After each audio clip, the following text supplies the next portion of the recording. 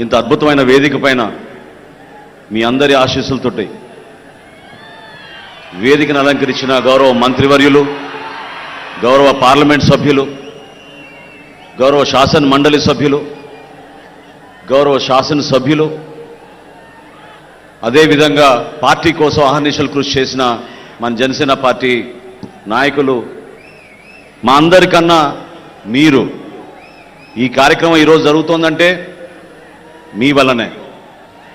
మీరు ఏ విధంగా మాకు ధైర్యం నింపారో, ఏ విధంగా మాతోటి నడిచారో, ఏ విధంగా పవన్ కళ్యాణ్ గారి నాయకత్వాన్ని మీరు నమ్మి మమ్మల్ని అందరినీ కూడా మీరు ముందు తీసుకొచ్చారో దానికోసమే ఈ సభ.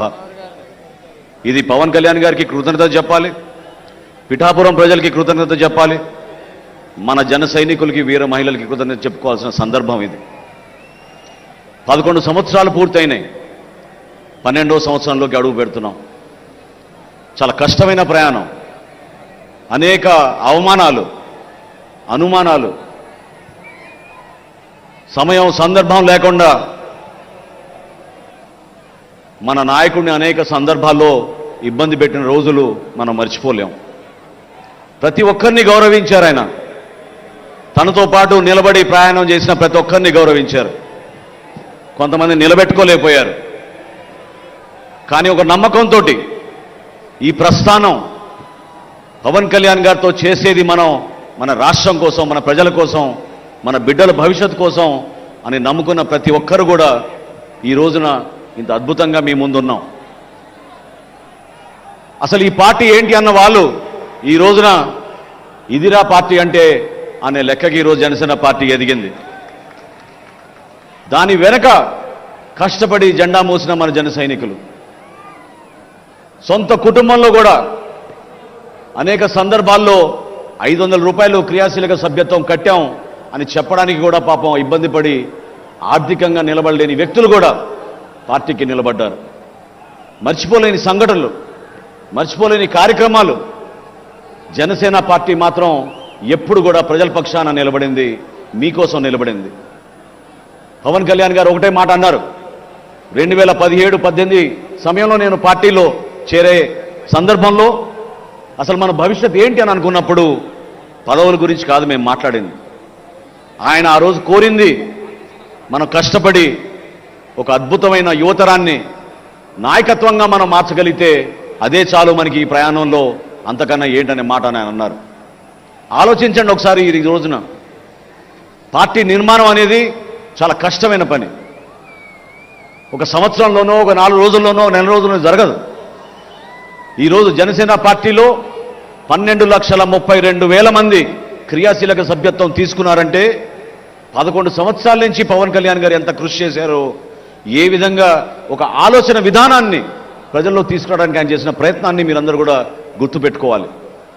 ప్రతిపక్షంలో ఉన్న ఒక విధంగా, ప్రభుత్వంలో రాగానే ఒక విధంగా లేవు మనం. అదే మన నిజాయితీ. ప్రతిపక్షంలో ఉన్నప్పుడు రోడ్ల గురించి మనం పోరాటం చేశాం, రోడ్లపైన ఉన్న దుస్థితి గురించి పోరాటం చేశాం. గుడ్ మార్నింగ్ సీఎం సార్ అనే కార్యక్రమం ఎందుకు చేశాం? ప్రజలు పడుతున్న ఇబ్బందుల గురించి మనం ఆ రోజు మాట్లాడాం. ప్రభుత్వంలో రాగానే పవన్ కళ్యాణ్ గారు ఏ విధంగా పంచాయతీరాజ్ శాఖలో 3,300 కిలోమీటర్ల సిమెంట్ రోడ్ల నిర్మాణం కోసం ఒక అద్భుతమైన కార్యక్రమం చేశారో మీరు చూశారు. గిరిజన ప్రాంతాల్లో ఎవరు వెళ్ళని ప్రాంతాల్లో కూడా ఆయన పర్యటించి ఒక ధైర్యాన్ని నింపారు. మత్స్యకారుల సోదరుల కోసం గతంలో మనం చేసిన కార్యక్రమం ఈ సందర్భంగా మీ అందరికీ గుర్తు చేయాలి. కాకినాడ నుంచి నర్సాపురం వరకు మత్స్యకార భరోసా యాత్ర అనే నామకరణంతో అందరం కూడా నడిచి పవన్ కళ్యాణ్ గారి స్ఫూర్తితోటి ఆ రోజు జియో నంబర్ 217ని మనం వ్యతిరేకించాం. అధికారం కోల్పోయిన 2019లో అసలు మనకి భవిష్యత్తు ఉందా అని ప్రశ్నించిన రోజుల్లో 6 నెలల్లోనే మనం భవన నిర్మాణ కార్మికుల కోసం మనం వాళ్ళకి బలం ఇచ్చాం. పవన్ కళ్యాణ్ గారు ఆ రోజున విశాఖపట్నంలో లాంగ్ మార్చ్ కార్యక్రమం నిర్వహించినప్పుడు ఎక్కడి నుంచి వచ్చారో కానీ లక్షల్లో జనం వచ్చి ఆ రోజు ఆయనకి అండగా నిలబడ్డారు. ఆ కార్యక్రమం ద్వారా డొక్కా సీతమ్మ గారి స్ఫూర్తిని రాష్ట్ర వ్యాప్తంగా ప్రతి ఒక్కరికి పవన్ కళ్యాణ్ గారు అందించారు. జన సైనికులు పిలిపించారు. భవన నిర్మాణ కార్మికులు ఎవరు కూడా ఆకలితో ఉండకూడదు, వాళ్ళకి మీరందరూ కూడా కలిసికట్టుగా ప్రతిరోజు వాళ్ళకి భోజనాలు ఏర్పాటు చేయండి ఒక 3 రోజుల వరకు అంటే మన జన సైనికులు 3 రోజులు కాదు కదా, 5 రోజులు, వారం రోజుల వరకు కూడా రాష్ట్ర వ్యాప్తంగా అద్భుతమైన కార్యక్రమం చేశాం. కోవిడ్ సందర్భాల్లో మనం చేసిన కార్యక్రమాలు మీ అందరికీ తెలుసు. ఈ విషయాలు ఎందుకు గుర్తు చేయాలంటే ఈ ప్రస్థానం సామాన్యమైన ప్రస్థానం కాదు.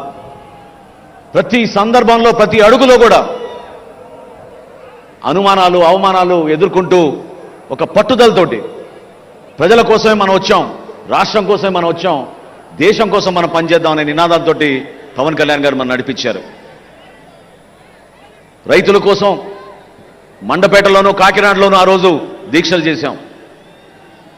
ప్రభుత్వానికి అందించిన ధాన్యం ఎప్పుడైతే వాళ్ళు కనీసం డబ్బులు కూడా చెల్లించలేదో, గిట్టుబాటు ధరని కూడా మోసం చేశారో, దళాలను ఉపయోగించుకుని వైఎస్ఆర్సీపీ ప్రభుత్వానికి నచ్చిన మిల్లులకే తరలించిన విషయం ఆ రోజు పవన్ కళ్యాణ్ గారి దృష్టికి ఎంతో ఆవేదనతోటి రైతులు తీసుకొచ్చారు. ఈ రోజున గర్వంగా చెప్తున్నా నేను మీకు, పవన్ కళ్యాణ్ గారి స్ఫూర్తితోటి మన రాష్ట్ర ముఖ్యమంత్రి గారు చంద్రబాబు నాయుడు గారి ఒక పట్టుదలతోటి 5,42,000 మంది రైతుల దగ్గర నుంచి 33 లక్షల మెట్రిక్ టన్నుల ధాన్యం ఈరోజు ఆంధ్రప్రదేశ్లో కొనుగోలు చేశాం. కొనుగోలు చేయడమే కాదు, 24 గంటల్లోపే 7,800 కోట్ల రూపాయలు రైతుల ఖాతాలో మనం జమ చేశాం ఈ రోజున. అటువంటి ఆలోచన విధానం మన పార్టీలో ఉంది. ప్రజలు మనని నమ్మారు, ఆత్మవిశ్వాసంతో నమ్మారు, బలపరిచారు. జన సైనికులు ఎక్కడున్నా కూడా సొంత డబ్బుతోటి 2 లీటర్లు పెట్రోల్ కొట్టించుకుని, జెండాలు కట్టుకుని ఈ విధంగానే ప్రతి సభకు వచ్చి 5 సంవత్సరాలు వై నాట్ 175 అనే మూర్ఖమైన నాయకులకి సరైన సమయం వచ్చినప్పుడు మీరు జవాబు చెప్పారు. 100% స్ట్రైక్ రేట్ అంటే అదేదో ఒక టెక్నికల్ ఫిగర్ కాదు, స్టాటిస్టికల్ పాయింట్ కాదు అది. 100% స్ట్రైక్ రేట్ అంటే విలువలతో కూడిన రాజకీయాలు చేశారు కాబట్టి పవన్ కళ్యాణ్ గారిని ఆ విధంగా నమ్మారు. ఒక ధైర్యం నింపడానికి కోసం మనం చేసిన ప్రయత్నం. ప్రజలు అనేక సందర్భాల్లో వాపోయేవాళ్ళు. అమరావతి గురించి రైతులు ఆందోళన చెందినప్పుడు ఆ రోజు నిలబడింది ఎవరు? ఢిల్లీకి వెళ్ళి ఆ రోజు మొట్టమొదటిసారి భారతీయ జనతా పార్టీ నాయకులతో సమావేశమై మీరు ఆంధ్రప్రదేశ్ని రక్షించాలి, మన రైతాంగాన్ని రక్షించాలి, మహిళలు వచ్చి ఆవేదనతోటి ఒక అద్భుతమైన రాజధాని నిర్మాణం చేస్తామనంటే 2 ఎకరాలు 3 ఎకరాలు మేము మా పొలాలు ఇచ్చేస్తే ఇంత మోసం చేస్తారా ప్రభుత్వాన్ని బాధపడుతున్నారు, ఎందుకు మీరు స్పందించారని ఆ రోజునే పవన్ కళ్యాణ్ గారు నిలబడ్డారు. విశాఖపట్నం స్టీల్ ప్లాంట్ విషయంలో కొంతమంది మర్చిపోయారు. విశాఖపట్నం స్టీల్ ప్లాంట్ విషయంలో కేంద్రం ప్రకటించిన 5వ రోజున పవన్ కళ్యాణ్ గారు పార్లమెంట్కి వెళ్ళి అమిత్ షా గారితో చాలా బలంగా మాట్లాడి ఇది మా రాష్ట్రానికి గర్వకరమైన విషయం, దయచేసి మీరు విశాఖపట్నం స్టీల్ ప్లాంట్ని ఎట్టి పరిస్థితుల్లో కూడా ప్రైవేటీకరణ చేయకూడదని చెప్పి ఆ రోజు ఆయన బతిమలాడారు మన ప్రజల పక్షాన. ఆలోచించండి, మనం ఏ విధంగా ముందుకెళ్ళాం. ఒక సీటు కోసమో ఒక పదవి కోసం కాదే. ఈరోజు రాష్ట్ర మంత్రివర్గంలో మీ తరఫున మేము ఉన్నామంటే అది కేవలం మీకు సేవలు అందించడానికి కోసం. మన జన సైనికుల్లో కూడా ఒక భావన రావాలి. మార్పు కోరారు మీరు, ఆ మార్పుని మనం నిలబెట్టుకోవాలి. కూటమి ప్రభుత్వం అన్నాక మన అందరికీ కూడా కొన్ని ఇబ్బందులు, కష్టాలు ఉంటాయి. కానీ బాధ్యత కూడా మనకి పెరిగింది. ఇతర పార్టీలకు ఉన్న బాధ్యత కన్నా మన నాయకుడికి, మన పార్టీకి, మన జన సైనికులకి, మన నాయకులకి ఎక్కువగా ఉంటుంది. ఎందుకంటే ప్రతిపక్ష ఓటు చీలనివ్వను అని ఇప్పటంలో ఆయన ఆ రోజు ప్రతిజ్ఞ చేశారు. దానికి అనుగుణంగా మనం కష్టపడి పనిచేశాం. ఎవరు కూడా క్షేత్రస్థాయిలో దయచేసి మీరు చిన్న చిన్న విషయాల్లో గొడవపడి మన కూటమి ప్రభుత్వంలో Telugu Desam party, Janasena party, Bharatiya Janata party కలిసి మనం ముందుకెళ్ళాలి. మన రాష్ట్రాన్ని అంధకారంలో నెట్టారు గత 5 సంవత్సరాల్లో వైఎస్ఆర్సీపీ పాలకులు. ఇంత ఆర్థిక నష్టం ఎప్పుడూ జరగలేదు. కష్టకాలంలో ఉన్నాం, మీరు తోడుగా నిలబడండి. ప్రతి జిల్లాలో కూడా ఈ రోజున మన శాసనసభ్యులు ఉన్నారు, మన పార్లమెంట్ సభ్యులు ఉన్నారు మీకోసం. మా అందరికన్నా పవన్ కళ్యాణ్ గారి నాయకత్వం ఉంది. ఒక్కసారి మీరు ఆలోచించుకోండి, ఏ విధంగా ఈరోజు జన సైనికులు మహారాష్ట్ర నుంచి వచ్చారు ఇక్కడికి, ఏ విధంగా జన సైనికులు ఇక్కడికి కర్ణాటక నుంచి వచ్చారు ఇక్కడికి, ఏ విధంగా జన సైనికులు తమిళనాడు నుంచి వచ్చారు ఇక్కడికి, ఏ విధంగా జన సైనికులు కేరళ లాంటి రాష్ట్రానికి కూడా ఇక్కడికి వచ్చారు. నిజంగా ఎంతో ఆనందం కలిగించింది. ఈ సభ ద్వారా మీరందరూ కూడా ఆలోచించింది పవన్ కళ్యాణ్ గారి నాయకత్వం. రాబోయే రోజుల్లో ఆయన ఒక రాష్ట్రానికే కాదు దేశానికే ఉపయోగపడే విధంగా ఎదగాలి. దానికోసం మీ సహాయం మీ సహకారం ఎంతో అవసరం. నిలబడదాం ఈ ప్రయాణంలో. చిన్న చిన్న పొరపాట్లు చిన్న చిన్న సమస్యలు ప్రతి ఒక్కరికి ఉంటాయి. కానీ కూటమిలో మనందరం కూడా కలిసిమెలిసి ముందుకు తీసుకెళ్ళాలి. ప్రభుత్వంలో ఉన్నాం. ఈ రోజున మహిళల కోసం మనం సంక్షేమ కార్యక్రమాలు అనేక చేస్తున్నాం. సూపర్ 6లో ఇచ్చిన గ్యారంటీ దీపం పథకం ఆ రోజు ఇచ్చాపురంలో గౌరవ ముఖ్యమంత్రి గారు ప్రారంభిస్తే ద్వారకా తిరుమలలో మన రాష్ట్ర ఉప ముఖ్యమంత్రి పవన్ కళ్యాణ్ గారు ఆ రోజు దీపం పథకాన్ని ప్రారంభించారు. గర్వంగా చెప్తున్నాను నేను, ఈరోజు 1 కోటి మందికి మనం ఉచితంగా గ్యాస్ కనెక్షన్ల ద్వారా దీపం పథకం ద్వారా మన గ్యాస్ సిలిండర్లు ఇచ్చాం. 800 కోట్ల రూపాయలు వెచ్చించాం. రాబోయే సంవత్సరంలో సంవత్సరానికి 3 గ్యాస్ సిలిండర్లు కూడా అందించబోతున్నాం. నిలబడాల్సిన అవసరం ఉంది. త్యాగాలు చేశాం, కష్టపడ్డాం. కానీ మీలో మాత్రం ఎక్కడ కూడా ఆ ధైర్యం కోల్పోబాకండి. పదవులు వస్తాయి, పదవులు పోతాయి. కొంతమందికి పదవులు రావచ్చు, కొంతమందికి పదవులు రాకపోవచ్చు. కానీ మీరు నిలబడింది పవన్ కళ్యాణ్ గారికి ఈ కష్టమైన ప్రస్థానంలో ఎప్పుడు ఎక్కడ ఏ సందర్భంలో సరే మేమున్నాం అన్నా మీతోటని నిలబడింది మన జన సైనికులు. వాళ్ళ గురించే మనం చేసుకునే ఈ సభ. ఆలోచిద్దాం. రాబోయే రోజుల్లో ఒక చక్కటి ప్రణాళిక పార్టీ నిర్మాణం చేసుకుందాం. ప్రభుత్వంలో మన భాగస్వాములుగా ఉన్నాం కాబట్టి ఏ కార్యక్రమమైనా సరే ఇది మన సొంతం అని మీరు భావించుకోవాలి. నేను మరొక్కసారి కోరుతున్నాను ఈ వేదిక ద్వారా మన జన సైనికుల్ని వీర మహిళల్ని మీరు దయచేసి ప్రభుత్వ అధికారులతోటి మీరు కలిసి పనిచేయండి. ఎవరైతే లబ్ధిదారులు ఉన్నారో ఆ లబ్ధిదారులు మీరు గుర్తించండి. వాళ్ళకి న్యాయం జరిగే విధంగా, వాళ్ళకి ప్రభుత్వ పథకాలు అందే విధంగా మీరు కూటమిలో మీరు ఆ బాధ్యత తీసుకోవాలి. అంతేగాని ఎన్నికలు అయిపోయినాయి కదా 100% స్ట్రైక్ రేట్ వచ్చేసింది కదా అంటే కాదు. నమ్ముకున్నారు మన ప్రజలు. మన ద్వారా మంచి కార్యక్రమాలు జరుగుతాయని నమ్ముకున్నారు. ఆ కార్యక్రమాలు మీరు నిలబెట్టండి.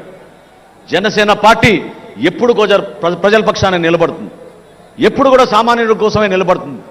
ప్రశ్నించే పార్టీ కాస్త ఈరోజు సమస్యల పరిష్కారం కోసం పార్టీగా మనం మారాం. నిలబడదాం మనం దానికోసం. ప్రతి గ్రామంలో కూడా మీరు కలిసి పనిచేయండి. ఏ వార్డులు కానీ, ఏ కార్పొరేటర్లు అయినా సరే, ఏ కౌన్సిలర్ అయినా సరే, ఏ ఎంపీటీసీ అయినా సరే మీరు చేయాల్సిన కార్యక్రమం ప్రజల కోసం. ఈ ప్రయాణంలో చాలామంది జన సైనికులు పాపం ఈరోజు ఇక్కడ ఉంటే ఎంతో ఆనందించేవాళ్ళు వాళ్ళ సభ చూసి. 463 జన సైనికులు వాళ్ళ ప్రాణాలు కోల్పోయారు. ఎంతో బాధ కలిగించింది. చాలామంది ఇంటికి వెళ్ళి ఆ కుటుంబాలని పరామర్శించి పవన్ కళ్యాణ్ గారు చేతుల మీదుగా ఇచ్చిన 5 లక్షల రూపాయల చెక్కుల్ని వాళ్ళకి అందించాం. ఆ 463 జన సైనికులకి మన ఈ సభ ద్వారా వారి కుటుంబానికి ఒక భరోసా కల్పించే విధంగా, వాళ్ళ బిడ్డలకు ఒక మంచి భవిష్యత్తు ఉండే విధంగా మనందరం కూడా కలిసి ఉండాలి. వాళ్ళ ఆత్మకు శాంతి చేకూరాలని మనందరం కూడా ఈ సందర్భంగా ఆలోచించాలి. అదేవిధంగా పిఠాపురం ప్రజలకి, తూర్పుగోదావరి జిల్లా నాయకులకు మీరందరూ కూడా సహనంతో సమన్వయంతో కలిసి మనం ముందుకెళ్ళాలి. ఇది ఒక బాధ్యత. మనం ఏ అడుగు వేసినా కూడా అది పవన్ కళ్యాణ్ గారి పైన పడుతుంది. నిలబడదాం, ప్రజల కోసమే నిలబడదాం. మనం చేసే ఏ కార్యక్రమం సరే నిజాయితీగా మన ప్రజల కోసం, మన రాష్ట్రం కోసం అనే ఆలోచనతో ముందుకెళ్దాం. ఎంతోమంది ఈ కార్యక్రమం విజయవంతం అవడానికి కోసం కృషి చేశారు. జయకేతనం అంటే మరొకసారి మనకు ఆ ధైర్యం నింపే విధంగా, మరొకసారి మనలో ఆ ఎనర్జీ నింపే విధంగా, జన సైనికుడు అంటే సామాన్యుడు కాదు. జన సైనికుడు అంటే ఒక గోల్డెన్ హార్ట్ ఉన్న వ్యక్తి, పెద్ద మనసున్న వ్యక్తి, అవమానాలను కూడా అధిగమించి పవన్ కళ్యాణ్ గారితో నడిచిన వ్యక్తి. అటువంటి వ్యక్తుల్ని మన అందరం కూడా ఈ సందర్భంగా గౌరవించుకుంటూ, ఈ సభ నిర్వహణలో చాలామంది మన నాయకులు కష్టపడి పనిచేశారు. 14 కమిటీలు వేశాం. దాదాపు 500 మంది రాత్రింపగలు అహర్నిశలు కృషి చేశారు. వారందరికీ కూడా మనస్ఫూర్తిగా ధన్యవాదాలు. అదేవిధంగా మనం ఈరోజు ఈ స్థలంలో నిర్వహించుకుంటున్నామంటే ఆ స్థలదాత వారి కుటుంబ సభ్యులకి సహకరించినందుకు ఇంత అద్భుతమైన సభ మనం నిర్వహించుకుంటున్నందుకు ప్రత్యేకంగా వారికి ధన్యవాదాలు. ఈ ప్రాంత చరిత్ర గురించి పవన్ కళ్యాణ్ గారు ఖచ్చితంగా మన భావితరాలకు చెప్పమన్నారు. అందుకోసమే 3 ద్వారాలు మనం ఏర్పాటు చేశాం. ఎవరు కూడా ఆకలితో ఉండకూడదనే స్ఫూర్తి డొక్కా సీతమ్మ గారిది. అదేవిధంగా పిఠాపురం మహారాజు గారు, రాజా బహదూర్ గారు, ఆయన ఈ ప్రాంతంలో ఆయన చేసిన దానాలు, ఆయన చేసిన త్యాగాలు సమాజానికి ఏ విధంగా ఉపయోగపడ్డారో ఆయన గురించి కూడా మనం ఈ సందర్భంలో గుర్తు చేసుకోవాలి. వీటితో పాటు సత్యలింగం నాయకర్ గారు ఎంతో అద్భుతంగా కాలేజీలు ఏర్పాటు చేసి ప్రతి బిడ్డకి ఒక అద్భుతమైన భవిష్యత్తు ఉండాలని వాళ్ళు చేసిన ఆలోచనల్ని మనందరం కూడా ఈ సందర్భంగా గుర్తు తెచ్చుకోవాలి. అదేవిధంగా మన పోలీస్ శాఖ గతంలో మనకి చుక్కలు చూపించారు. వీళ్ళు ఎక్కడ సభ నిర్వహించాలన్నా మేము పడిన కష్టాలు మామూలు కాదు. ఎన్నిసార్లు మొత్తుకున్నా, ఎన్నిసార్లు పర్మిషన్లు అప్లై చేసినా 12 గంటల ముందు, 14 గంటల ముందు ఒక చీటీ రాసి 9 ముగియాలి మీ సభనని చెప్పి ఆక్షేపణలు కూడా పెట్టేవాళ్ళు. కానీ ఈ సందర్భంలో జిల్లా ఎస్పీ గారికి, ఐజీ గారికి, డీజీపీ గారికి, ఇక్కడ పనిచేసిన ప్రతి ఒక్క కానిస్టేబుల్కి, సర్కిల్ ఇన్స్పెక్టర్లకి, ఎస్ఐలకి జనసేన పార్టీ తరఫున, మా పార్టీ అధ్యక్షులు పవన్ కళ్యాణ్ గారి తరఫున మనస్ఫూర్తిగా సహకరించినందుకు మీ అందరికీ కూడా ధన్యవాదాలు.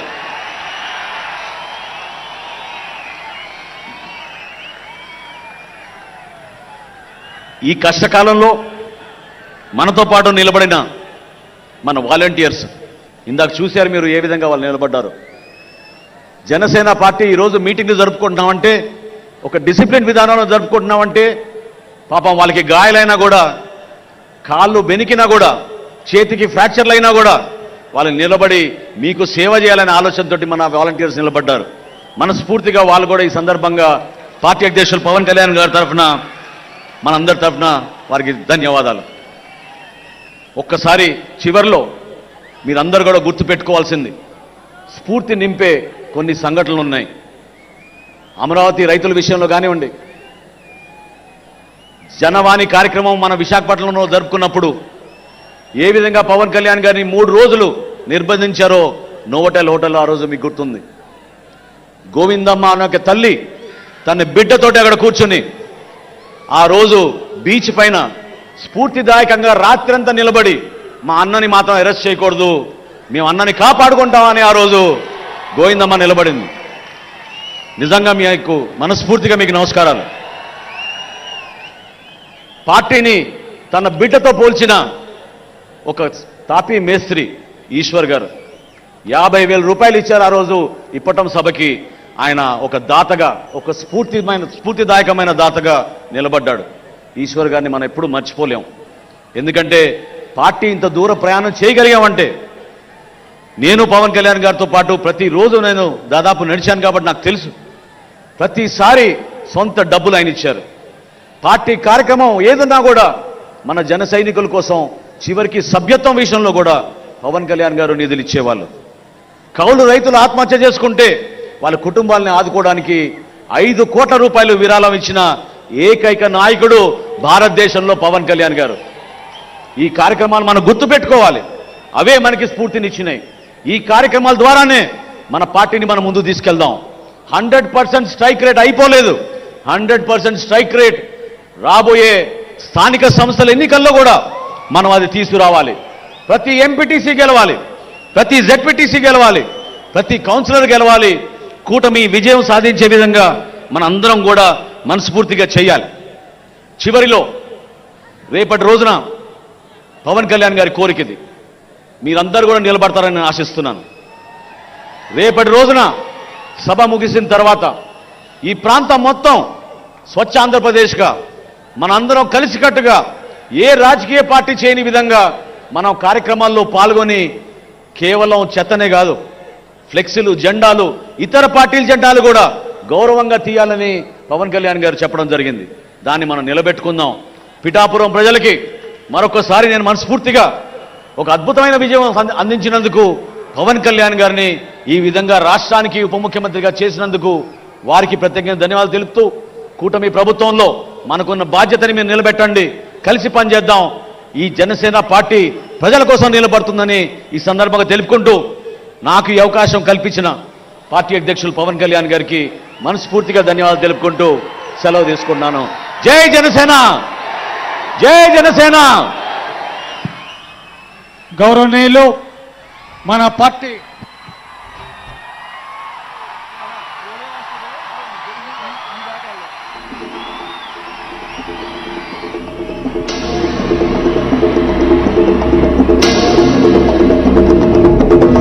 అన్న వచ్చే, ఆశ వచ్చే, సేన వచ్చే, శక్తులిచ్చే,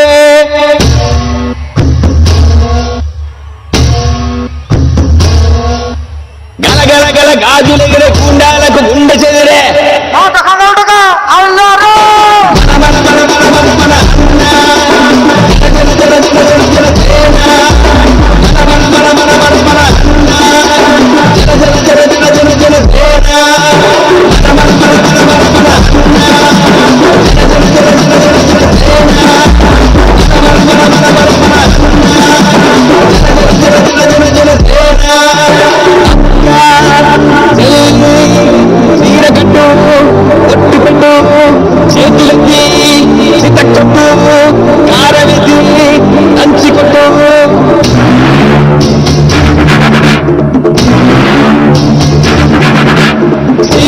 దీపమెంటే చెల్లెమ్మారా, ఆకలిస్తే అన్నమెంటే అక్కోనురా,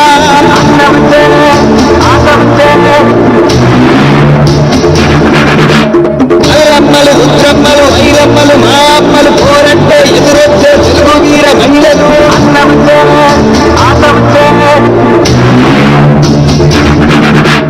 అమ్మసాడు బిడ్డలంతా నిమ్మడంగా ఉండిపోదు కర్మంటూ బిడ్డంతా చీకట్లో జారిపోదా,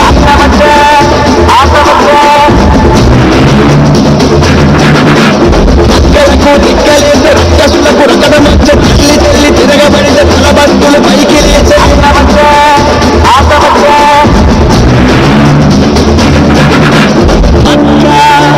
చెల్లి చీరగట్టు ఒట్టు పెట్టు చేతులెత్తి చితకొట్టు కారవేసి దంచి కొట్టు